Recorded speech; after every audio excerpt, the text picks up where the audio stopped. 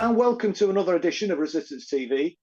Apologies for the delay in starting. We had one or two technical difficulties, but we're here now. This evening, we're going to be discussing NATO in the modern world and whether Britain should continue to be a member of this military alliance. But it seems criticisms of NATO is no longer allowed in Britain today. I mean, two venues have now cancelled bookings to stage a No to NATO rally in London on the 25th of February. The most recent cancellation was by Conway Hall, which is run by the Ethical Society.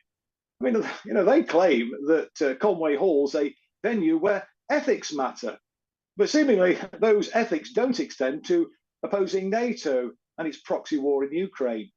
They say they cancelled the booking because of what they described as an unprecedented onslaught of intimidation. But the question is, who was behind the intimidation? Well, we know that intelligence agency assets like Bellingcat were involved. I mean, even Bellingcat's founder was publicly demanding that permission for the event be rescinded. Anyway, joining me to discuss NATO and the furore generated by the planned No to NATO rally is former British ambassador to Bahrain and Syria, Peter Ford. Peter, thanks very much indeed for joining us this evening. Look, before we get into your professional experience of NATO's role in the Middle East, I wonder whether you could give us your take on the intimidation that resulted in Conway Hall cancelling the No to NATO rally. Hello, Chris. Good to be with you. Thanks for having me on. Yes, it's absolutely scandalous. It's outrageous that they, on the other side, the warmongers, already control every single newspaper, every single magazine, every single TV channel, and still they want to deny us just the opportunity to meet amongst ourselves. Maybe we should take it as a compliment that they're afraid. Well, what is that? They're afraid for any questioning voices whatsoever to be raised. They must have a total monopoly on speech. But this is a sad state of affairs to be happening in Britain with our pretensions about the sacredness of free speech. Well, that seems to have been thrown in the dustbin. But is it significant, Peter, that, as I was saying in my introduction, intelligence agency assets were involved in the campaign to close down the rally? I mean, I don't know. To me, that does seem unprecedented. I mean, when the Iraq War was in the offing, people were, I know they got ignored, but people, protesters, opponents of the war were allowed to make their case publicly at rallies, but also even on the mainstream media. I mean, we've been denied access to the mainstream media, but to actually stop us even holding a rally and for the intelligence agency assets to be involved, that seems to me to be a new low. But I don't know whether you can tell us different, whether it is a new low or whether there's, this sort of things happened before.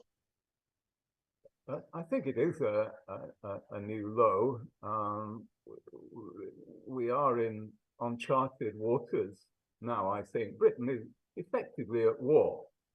For all intents and purposes, we are at war with Russia. In wartime, all bets are off. This is the reality that I think we have to face up to.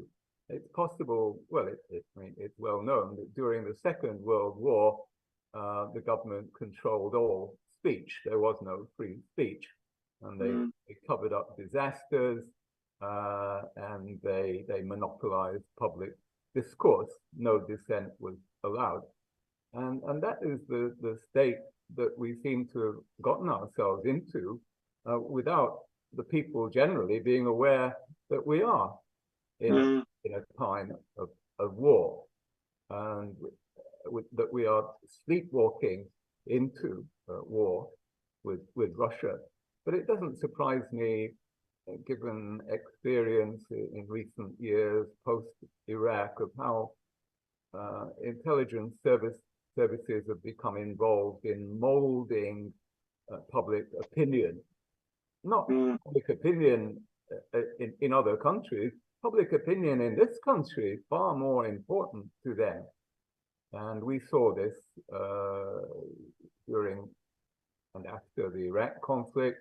We saw it over Afghanistan.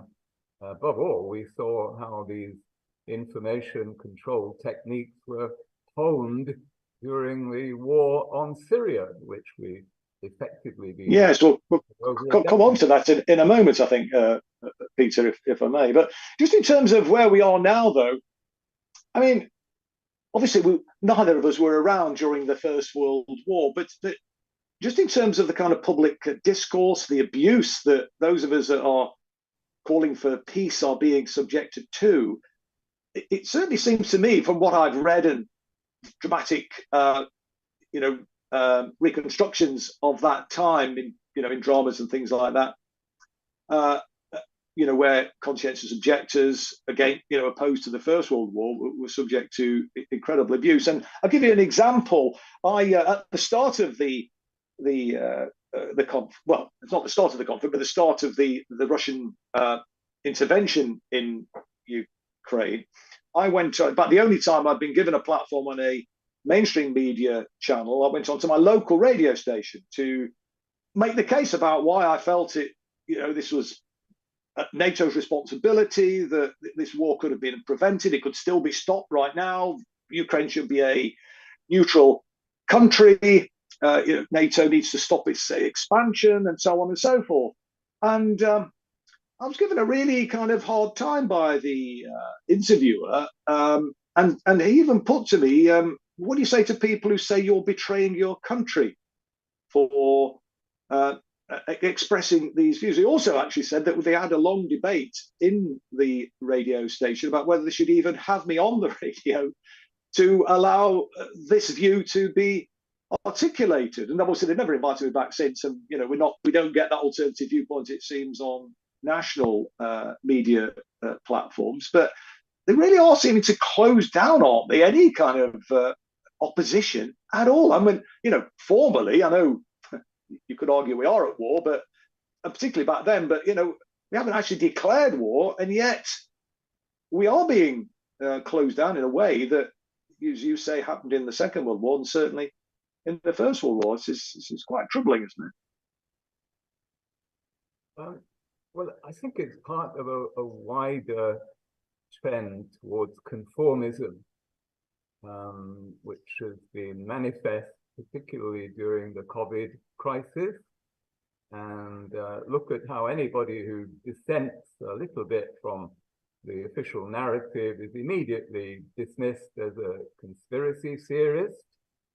And whatever we may think about vaccines, the current hounding of Andrew Bridgen, the MP, who had the temerity to just question the safety of vaccines, the hounding of Andrew and his defenestration from the Conservative Party, parliamentary party, is very eloquent of the times that we live in now. Dissent is not tolerated, Chris. Dissent is not tolerated. This is an enormous battle that we have to fight on many fronts.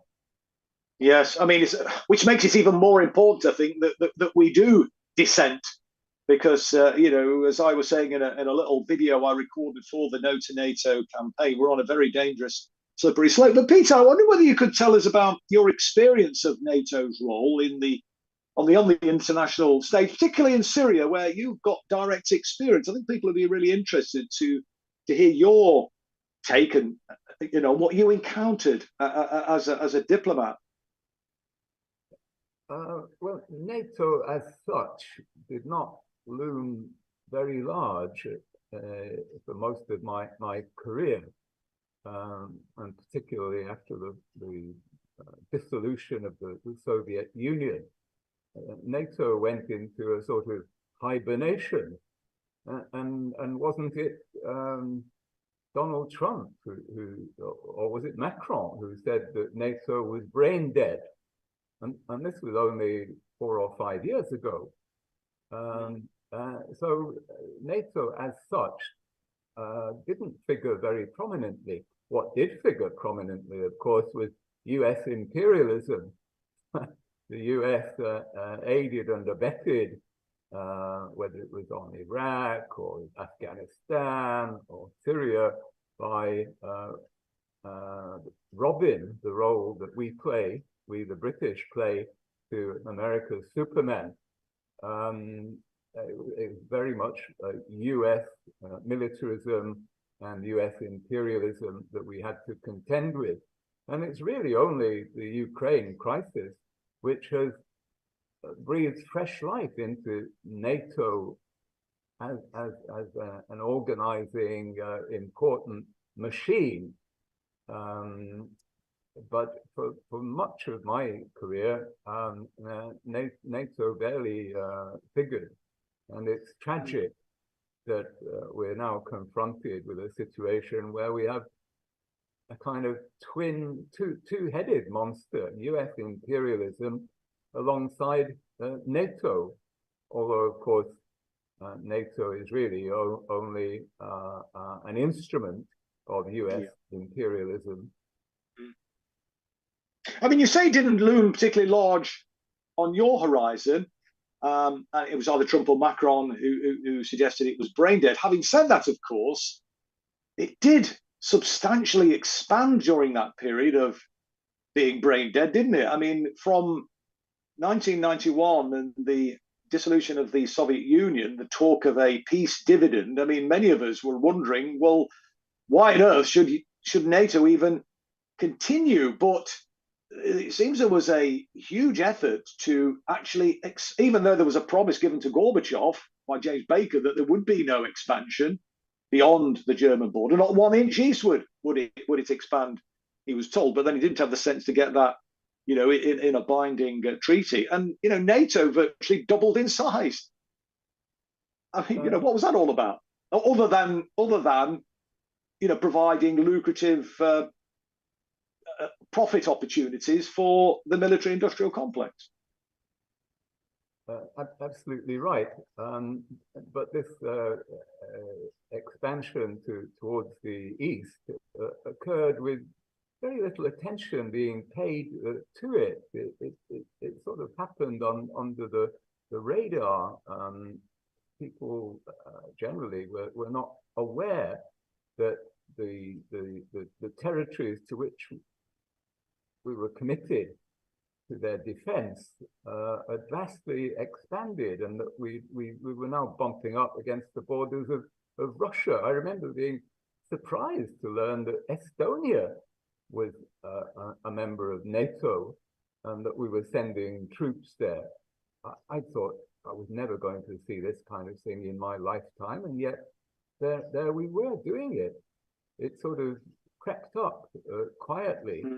And partly I blame Russian diplomacy for not rattling the bars of the cage more loudly much earlier. But for much of this time, Russia had the illusion that the West was not that unfriendly, that the West could be lived alongside, and that the West could tolerate another important state in Eastern Europe. And still, even until the beginning of this recent conflict, the Russians used dignified language about NATO countries, individual leaders. They referred to our Western colleagues. I thought at the time, how naive is that? Get real, guys. These are your enemies. This was Putin talking in those terms, wasn't it? Yeah. He kept referring to his Western colleagues, which it did strike me as a bit odd, I must say. But Peter, I mean, you've got a distinguished career in diplomatic service, ambassador, as I've already said. So you've had an inside knowledge, if you like, an inside track onto how the diplomatic service operates. I mean,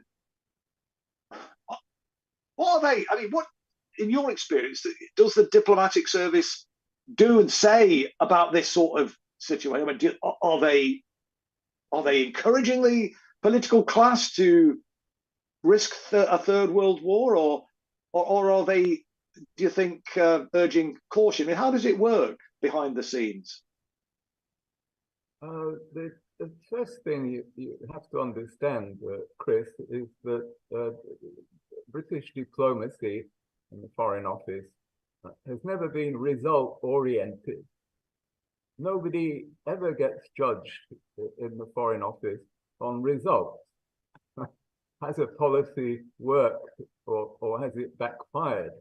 No, you're judged on appearances and on whether you've avoided embarrassment for ministers and how pleased ministers are with your work.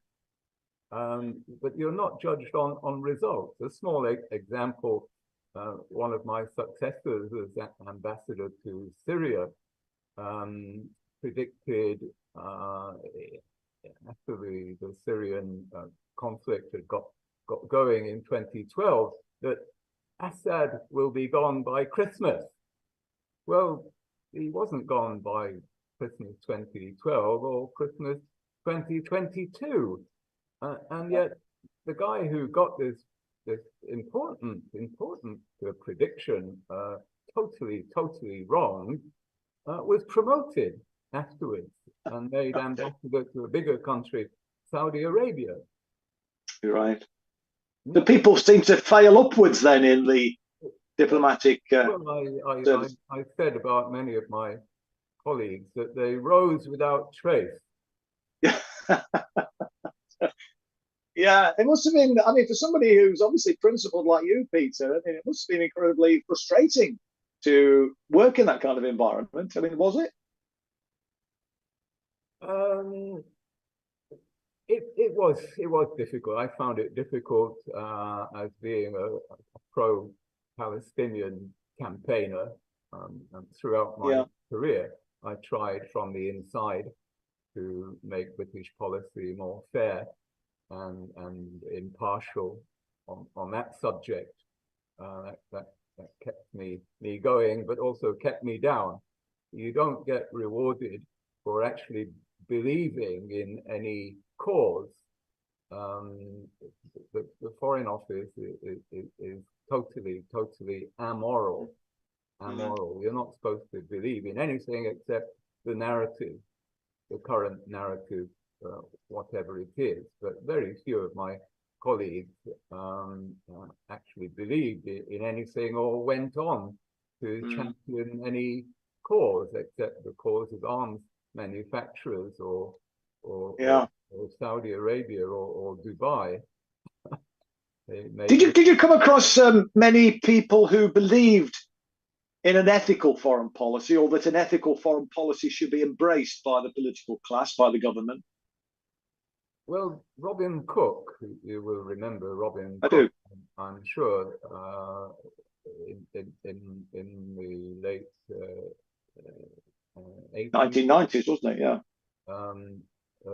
Mid 80s, was foreign secretary, and he very explicitly tried to promote an ethical foreign policy, but he was totally unsupported within the Foreign Office and undermined from within.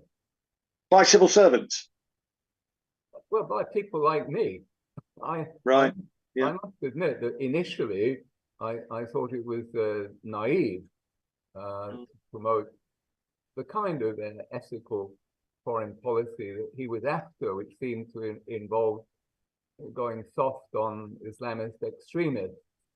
But as I came to know him, and I did come to know him, I had that privilege, I realized that although he was a bit naive, he was also well-intentioned and fundamentally doing a good thing.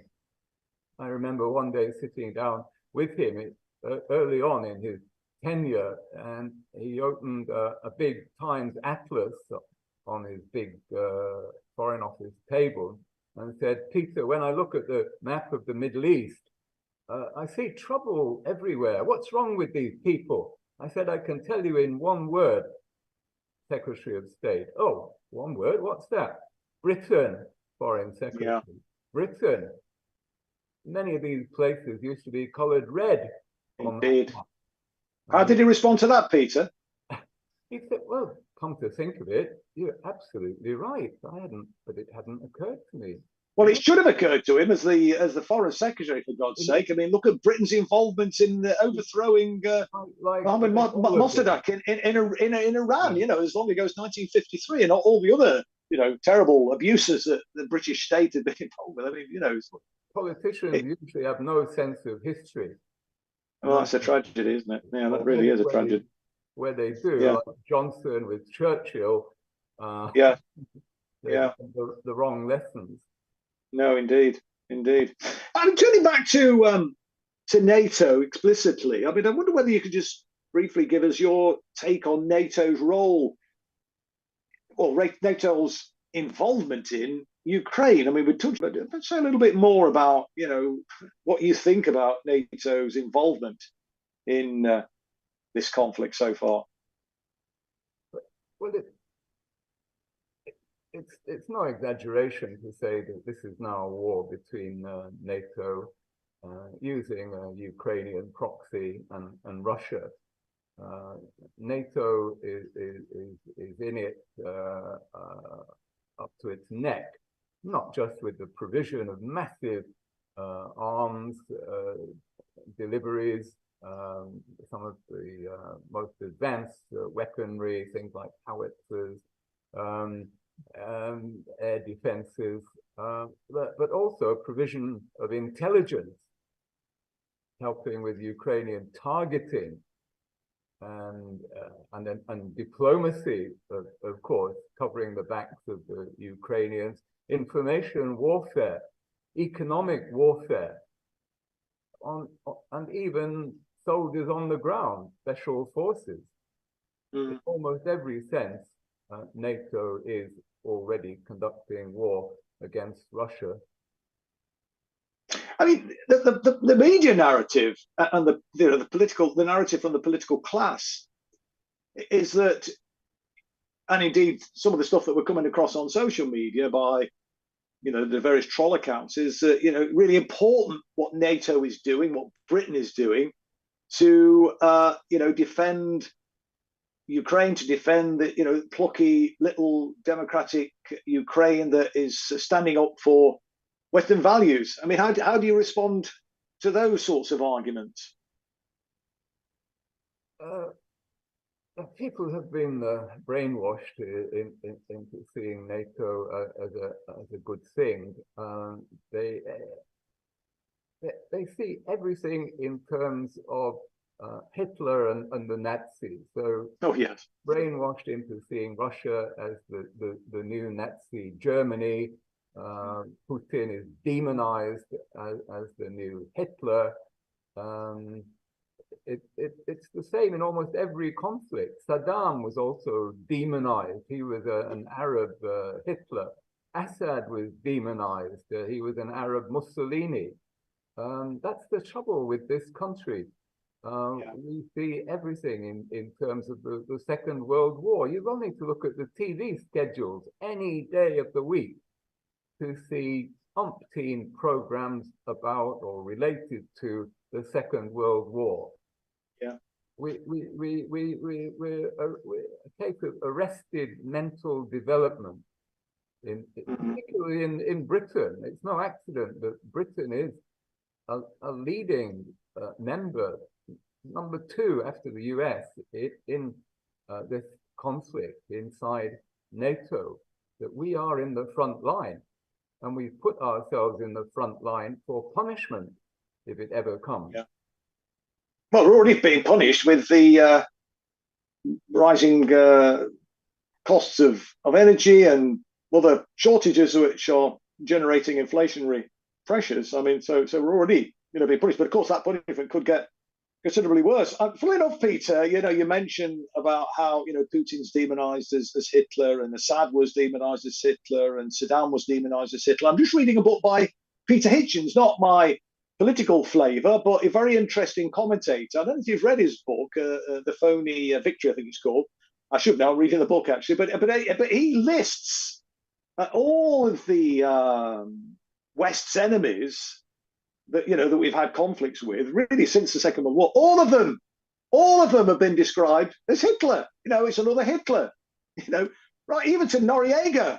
I mean, because it's not just Britain that indulges in this fantasy; it's also the United States as well. I mean, just moving on. I mean, I'm sure you saw Jens Stoltenberg, the NATO Secretary General, what he said in December, in terms that a full-blown war between Russia and NATO was a real possibility. He said. I mean, notwithstanding that there's a kind of de facto war already, but he was out and out war with NATO. I mean, that's World War III. That would be World War III, wouldn't it be, Peter? A NATO war against Russia, an explicit one. Well, these days nobody ever actually declares war. It's not just Russia which doesn't like to use the term war. The problem is when you actually make war explicit, certain legal consequences follow. Notably, you become liable to be prosecuted for war crimes. And so nobody actually declares war these days, whether it be Russia or any Western country, because of these feared legal consequences. Yes, I mean, I know that Russia argued that it had a legal right to intervene in Ukraine because of fears about what would what was about to happen, what had been happening, what was about to happen to the people in East Ukraine in the Donbass region. It's I think it's I can remember the term for it actually, Peter. You might know, but it's a right to or an obligation to defend peoples who are R2T, right to protect. Right to protect. That's what I'm searching for. Yeah. I mean, it's a doctrine, isn't it? Doctrine. This is a very dangerous Western. It's a doctrine, isn't it, that was dreamt up by the United States and Britain, wasn't it, in the first place? Actually. Exactly, and we love it when it's applied to situations like Afghanistan or Iraq or Syria. We sometimes call it humanitarian intervention or right to protect. Yeah. It's an extremely dangerous doctrine because it covers up aggression and plunder. So no surprise, the Russians have tried to turn the tables. Yes. I mean, you could argue that with some legitimacy, there was an imminent danger to the people in the Donbass region. I've seen reports from some of the journalists on the ground who obviously don't get a platform on the Western media, saying that people in Donbass, or many people, I'm not saying necessarily everybody, but a lot of people, what they were saying, what they experienced, they spoke to people and they saw it and reported on it, that people in Donbass actually celebrated the fact that that Russia had started its so-called special operation, and we know that 14,000 people did perish in the 8 years after the EU and US-backed coup in Kiev. So we also know, don't we, that Ukrainian forces were massing on the border of Donbass, and we know, don't we, that there'd been joint operations between NATO and Ukrainian forces. And we also know, don't we, that people like Hollande and Merkel were saying that the Minsk agreements were just a fig leaf to give Ukraine time to prepare to rearm and to potentially take on Russia. Russia and war with Russia. I mean, there was what's his name, guy called John Denny writing in the who works for I don't know if you saw that article, writing, I think it's the Washington Post. He's a big noise in the Atlantic Council, which is sort of think tank for NATO, talking about the saying that it was worth a kind of a strategic risk of war with Russia was kind of worthwhile. I mean, so it seems to me that there's been a drive from NATO to push for this war. I mean, some argue that their intention is to ultimately balkanize if they can, Russia, and then pivot against China. Would you agree with that analysis or not? I'm not sure I would. I think we were more reckless. NATO was absolutely reckless in allowing a situation to develop where Russia felt that it had to mount a preemptive strike to preempt the offensive, which, as you rightly said, the Ukrainians themselves were preparing to launch against the Donbass. But I haven't myself seen convincing evidence that there was a deep-seated plan to trap Russia into this conflict. I see more opportunistic exploitation of an opportunity that came along, rather than something that had been planned from. Interesting, yeah. I don't know if you've read much of John Mearsheimer, but I saw a lecture from John Mearsheimer in 2015, I think it was, after the coup had happened. And I mean, he basically predicted everything that's happened now. I mean, he said unless Ukraine commits to neutrality, if the course that we're on at the moment continues, I think his words were, Ukraine will be wrecked. And tragically, what his words were prophetic, weren't they? I mean, I mean, even Henry Kissinger was saying at the time, wasn't he, that Ukraine should be a neutral country. Yes, I could never understand what was wrong in Ukraine having a similar status to Austria. What was so terrible about that? Why should that be so hateful? Or Switzerland being neutral? Absolutely. What is so terrible about that? These are eminently successful, prosperous countries, Austria, Switzerland. That would be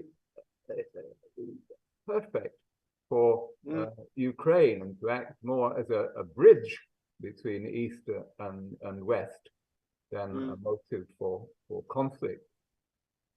I know Vladimir Putin gets a very bad press in this country, and no doubt anybody watching this, who's hostile, will say this is another example of me being a Putin apologist. I'm not, but he put forward a peace and security plan, I think it was in December 2021, which said in terms that Ukraine should be a neutral country. And I think he talked about, NATO sort of pulling back, it's kind of relentless expansion.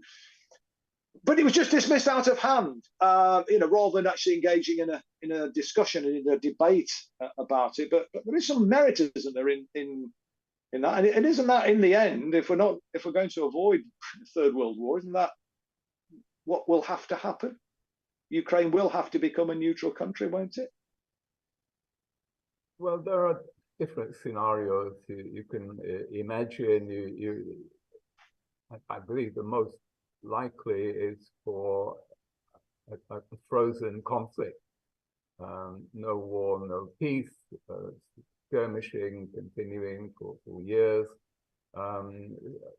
Possibly something like the two Koreas situation, if there's ever even an armistice.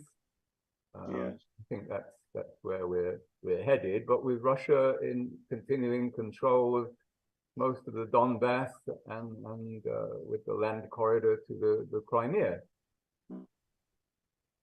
It's just a humanitarian tragedy, isn't it? That so many people have lost their lives already. So many people have been displaced, and more people are going to die. I mean, Scott Ritter says that, in his view, Russia has effectively won this war. The only thing that's left now is just more death and destruction. And I mean, he's, many others are, calling, pleading really for wiser heads to prevail and for some sort of, diplomacy, the sort of game that you used to be in directly as a profession, Peter, should come to the fore. But just finally, Peter, I just want to, of course, we probably wrap up with just one final question. I guess you will have seen, won't you, yesterday, that the doomsday clock was set at 90 seconds to midnight by atomic scientists. And that's the closest to midnight that the clock's been since it was established in 1947. I mean, do you think that the NATO and the political class are taking the possibility of nuclear annihilation seriously enough? Definitely not. Even if the chances of the conflict going nuclear were only 1%, still we should not take the slightest risk to be in that territory. When you consider what is at stake, it would be no great loss. It would be no loss at all, actually, to British security, or even less American security, for us to leave Russia in control of most of Ukraine, and Ukraine to be neutral. We would be no less safer than we are today. And it pains me really to hear people trot out this lie that, after Ukraine, it will be Poland and us next. I mean, if there's one single thing that sane people ought to be able to agree on, it is that Russia's strength was immensely overestimated by all concerned. Any thought that Russia could be rolling its tanks across the plains of Western Europe have surely been shown to be totally exaggerated. They can't even beat a little country, a relatively smaller country, on their borders. So what threat could they possibly be to the massed ranks of NATO countries? It's painful. It's painful. But there are no adults in the room. No senior statesman today. Kissinger, you rightly mentioned briefly, made a cameo appearance early on and was promptly ignored. But around the world, there are no senior statesmen, or at least none outside Russia. No.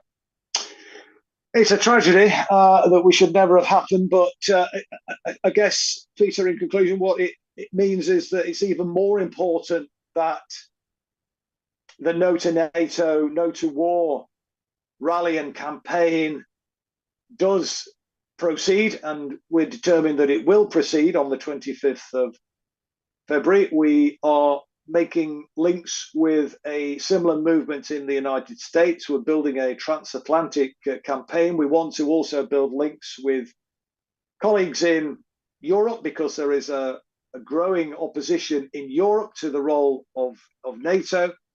And this is because clearly the political class, the diplomatic class, have let us down desperately, it seems to me. And given what we know about the doomsday clock now being closer to midnight than it's ever been, there's never been a more important time, it seems to me, for the public to kind of rise up and demand that the people that we elect to represent us, to protect us, to create a good society, actually do the job that we actually elect them to do. So I want to just thank you, Peter, for coming on this evening. I know that you're going to be speaking at the No to NATO rally in London on the 25th of February. We are going to proceed with that. We are looking at potential alternative venues. If people are interested in participating, go on to the No to NATO social media on Facebook and on Twitter. You'll be able to find the updated details, and anybody who's interested in participating, we'd love to see you there. And let's sort of build a movement so that we can actually create a fair and decent, peaceful world. So thank you again, Peter, for coming on this evening. Thank you, everybody, for watching. We'll be back next week at the same time on Resistance TV. And until then, look after yourselves and good night.